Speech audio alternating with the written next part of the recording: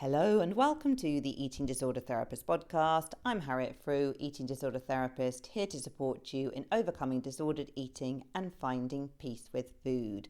So thank you so much for listening today. Now, before I dive in today, I just want to let you know that yesterday I went down to London and I recorded in a podcast studio with video and everything. It was super exciting.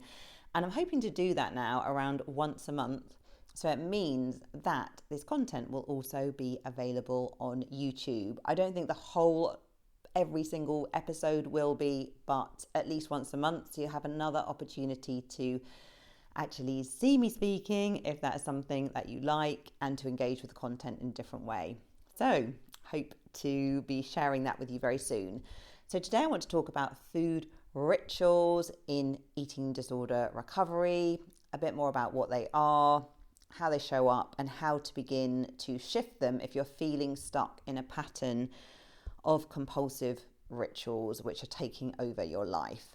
So I just want to say food restriction and eating rituals often go together.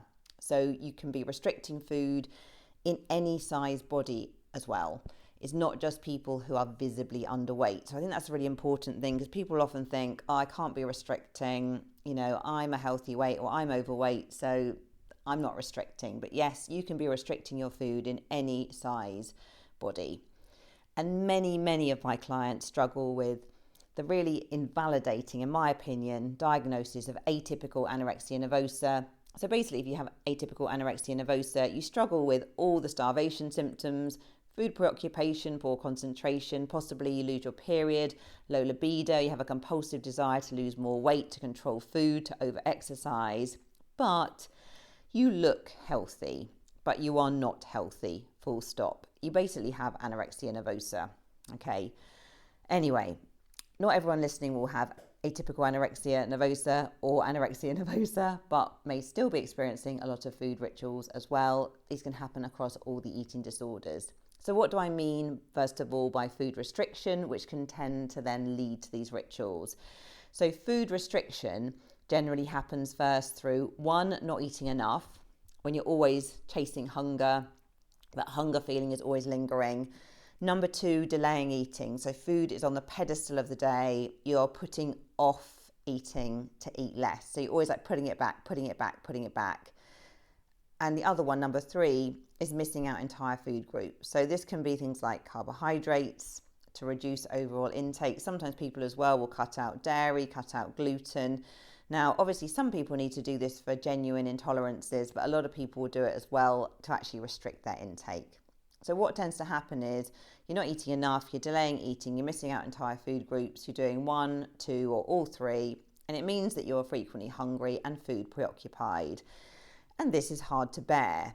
So what tends to happen is, because of that hunger and all that anxiety around food is so overwhelming, people will then develop compulsive food rituals in an attempt to manage their overwhelming hunger, along with the terrifying fear of weight gain and needing to feel a grapple of control in this deeply uncomfortable situation. So food rituals can become deeply ingrained habits, enforcing a tangled grip on a daily reality that takes up humongous amounts of time and energy. So why do food rituals develop? So food rituals are coping strategies. They offer a soothing serenity in the chaos and anxiety around food. And rituals offer a semblance of control and order when food is terrorizing you. They help to calm and numb difficult emotions such as guilt, disgust, and overwhelm. And rituals may create an illusion of perfection and precision with food and weight management. And they may lower the appeal of food. For example, drenching food in salt or allowing it to go cold before eating could render it immensely unsatisfying. And conversely, rituals can prolong the pleasure of the eating experience. You're finally allowed to eat and then wish to savor every morsel to the nth degree. And if you're neurodivergent, you may relate even more strongly to these food rituals, as rituals can also offer a stimming function. So a list of common food rituals. Now, this list is not limitless. You can add more to it. Okay, but here are some common ones. Cutting food into teeny tiny pieces and taking extremely small bites. Next one, eating food types in a very specific order with no food combining. So you're kind of like eating them very separately. Next one, rearranging food items on the plate so they do not touch. Next one, tearing food apart and eating the different components. Next one, chewing food for a specific number of bites. Next one, meticulous weighing, measuring and calorie counting of every morsel. So even things like lettuce. Next one, eating at precise meal times as the clock strikes the hour, not 1 second before or after. Next, hiding food or throwing it away. Next, excessive seasoning of food or using bizarre concoctions of sauces. People will often put like loads of chili on or salt or pepper or like really what we would consider to be quite strange combinations. Drinking volumes of fluid before, during and after eating. Again, to like push down that hunger. Eating on child-sized plates and using little cutlery. And engaging in activity rituals to burn calories before or after eating. So someone might think, I've got to go and walk a certain number of steps, or I've got to go and do some star jumps in my room or something. Having to clean the kitchen or visit the bathroom before eating in a very precise way. So it's almost feeling like I have to do these things before I'm allowed to eat. And another one is hoarding, so buying quantities of food to feel safety in the presence of food, but never actually eating it, rather filling the cupboards to overflow. Because I think as well, if you have an eating disorder and you're restricting, you get a lot of safety from being around food, even if you're not eating it. And that's why a lot of people with eating disorders as well enjoy working in cafes or restaurants. They can be near food, they can handle food, but they don't have to eat it. So how to begin to shift rituals? So I think number one, bring compassion and mindful awareness to what you're doing. Realize that food rituals are coping strategies that foster a sense of safety. And you may not wish to get rid of all your rituals. I think particularly as well, if you are neurodivergent, some of these rituals may be important for you. And I guess it's just really important to honour what is actually helpful here and what is not. Next one, number two, talk about your rituals with a trusted person. So maybe a friend, a family member or professional, because sharing openly will help reduce shame and encourage openness. Number three, if you're ready for change, begin to fuel yourself and eat more food, because dealing with the underlying hunger will reduce the need for control.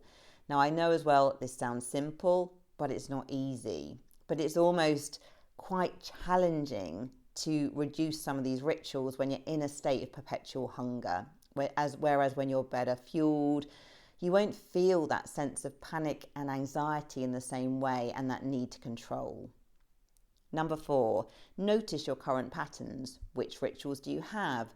What emotions do you feel in these situations? What thoughts are you experiencing? Journal or talk about them.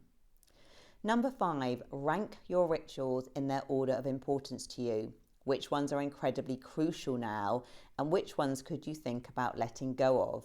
So it's helpful to start with the easiest one first. Number six, delay the ritual first if it feels impossible to stop it altogether. Number seven, create pre and post meal relaxation and distraction activities. Maybe sit with a trusted friend or confidant to create ease and calm around meal times. Number eight, take a breather as needed. And number nine, start with those small goals and repeat, embracing the long game. I think again, you've really got to think about the longer term impact of reducing some of these behaviours. If you do it bit by bit, you're going to make a lot of change in the next year. But this probably does need to be accompanied with eating more and fueling yourself so your body is out of that fight, flight, perpetual anxiety when you're feeling so hungry and needing that sense of control. Okay, hope you enjoyed this episode. If you're not following me already on Instagram, do seek me out, the Eating Disorder Therapist _. You might also be interested in my Food Freedom app. The link is in the show notes. It's a very affordable way to work with me and get access to loads of my resources. If you enjoyed this podcast, I would be so grateful if you'd follow, rate and review, as it helps it reach so many more listeners. Thank you so much for listening, and I look forward to sharing another podcast episode with you very soon.